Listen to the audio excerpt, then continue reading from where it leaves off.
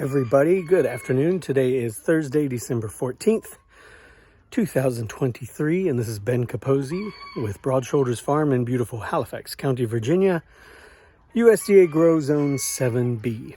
I'm out here with another update on the air prune boxes for the chestnuts. Made a little bit more progress. We're getting close to planting time. I want to do a video before I plant them, though, of the different varieties I have. But for right now, I'm just going to flip the camera around and show you where I'm at and how I'm filling these things up.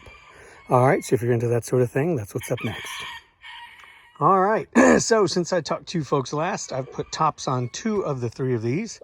And it's just another layer up, a riser, with this half-inch hardware cloth secured on the inside. I've just got it stapled in, and I put these little supports on the outside, so that's what this sits on. It's a fairly snug fit. I'm really kind of paranoid about rodent damage over the winter, just because I've got a lot riding on these turning out well, and the potential for income coming out of all these chestnuts. So that's what's going on with that. But it's just I had, from where I scrapped the former walls of the Bantam run fence, I have just a pile of 4 by something, 4 by 8 pieces of half-inch welded wire. And I've just been kind of cannibalizing that stuff to get these made over here. So there's still no top, but that'll be the next thing to put on, and I'll just get another sheet of wire and drape it over top, and I'll probably just zip tie it like I did here where the piece overlaps. I'll probably do the same thing. I've been filling them up. I put in a layer of just like a half-inch to an inch of hay, just to make the mesh bottom a little less porous, at least getting started until the soil settles, because I don't want it all to just run through over the course of the season. So I put in some hay to clog it up a little bit, because as you've seen in the previous videos, the bottom is just covered with this same material as well. And then I added some compost as a little treat or a snack for as the roots reach their way down. And the roots will be able to go, I'm going to plant them up, this will be filled with soil up to this level, so the chestnuts will go at this level, and they'll have a good 9 to 10 inches, I would say, to get their grow on during the course of next year.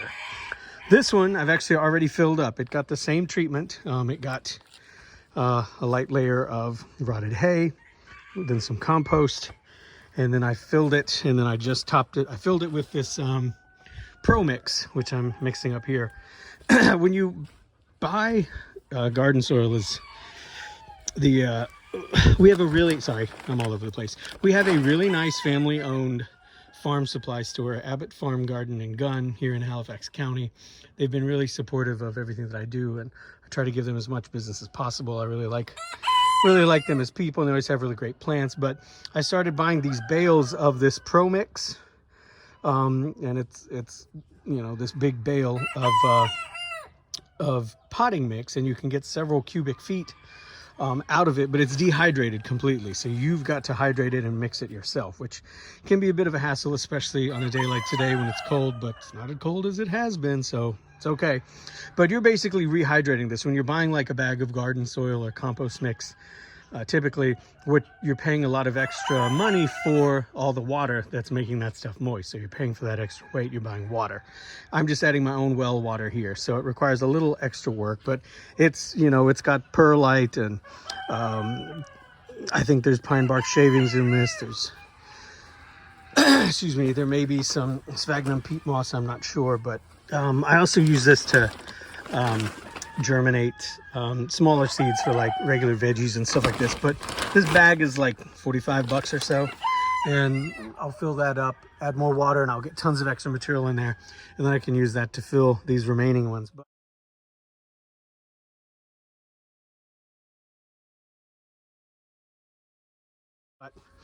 what else is in this? Sorry guys. Sphagnum peat moss, perlite, vermiculite, ground limestone and dolomite, a wetting agent, and mycorrhiza. So all that is good for me, and it's certified organic, so very good. So anyhow, so I'll soak this stuff. It soaks up a lot of water, so I'll soak and mix and be pouring it in here. But This wetted down is what I put in here, all the way up to the tippy top, and then I just had enough in like another bag of the Daddy Pete's composted cow manure to just top all that, and then I just kind of raked it down. So this is ready for me to put the chestnut seeds in here, the chestnuts in here, and then I'll cover it with, I don't know, maybe I'll grab a bunch of leaves. I can definitely put an inch or two or 3 or 4 of more hay on top of it just to keep them going. You don't want them to freeze over the course of the winter, but I do want them to do their cold stratification, which is, I think, 40 or 60 days with temperatures around 40 or so. So anyhow, that's what's going on with that. I feel like there was something else. Oh yeah, so I counted my seeds at the house, and like I said, I'm going to do another video on the chestnut seeds and the varieties themselves, but I've got 16 different varieties that I have bought seeds for. So to grow those out, actually I feel pretty good. I'm going to do 8 in each of these larger boxes, leaving that box for me to maybe throw in some random walnut seeds collected here from the farm, or I may even grab some persimmons from some late dropping persimmons out on the country roads that I kind of visit, and just grab those and plant them in there so I can have some root stock in a couple years to graft more persimmons onto. So I'll save that box for that. Something's going on with the water hose over there. But anyhow, that's where we are. That's what these look like now. I think since last time I talked to you, I hadn't mentioned that I did ring all of the boxes with more of this hardware cloth, just because there's some gaps on some of these that makes me really nervous. So putting the hardware cloth on, I feel a lot better. You know, and when I talk about concern for the dollars and everything going in here, I mean, not only, of course, are the seeds expensive to buy, and the future success of the chestnuts is important to me. You know, their failure would be expensive, but mostly it's the potential in revenue for me.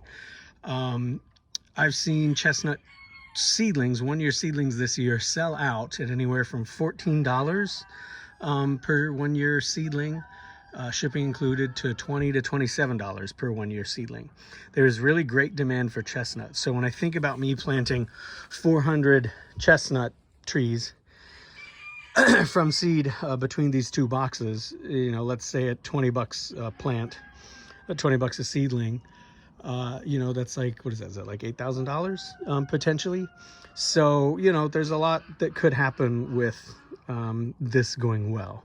So that's why I'm a little concerned about making sure that this is as rodent proof as I can get it, and that this is set up to succeed. So that's where we are. I hope you folks are doing well, whatever you are up to, and that those you care for are happy, healthy, and well as well. Helpful criticism, questions, concerns, comments, always welcome. And you can follow more about the farm at Broad Shoulders Farm on Facebook and Instagram. And this little lady right here hatched out 2 very handsome little chicks 2 or 3 months ago. Hi, baby. And they are cute as can be. They're as big as her now, so I'm wondering if they're fully bantam or if the daddy-o might have been a standard rooster, standard size chicken. But yeah, there they are. They just today hopped in here into the Bantam run, which is honestly where they need to live eventually, but this is where they are right now. We'll see how they do. All right, I'll catch you folks later. Have a great day. Bye-bye.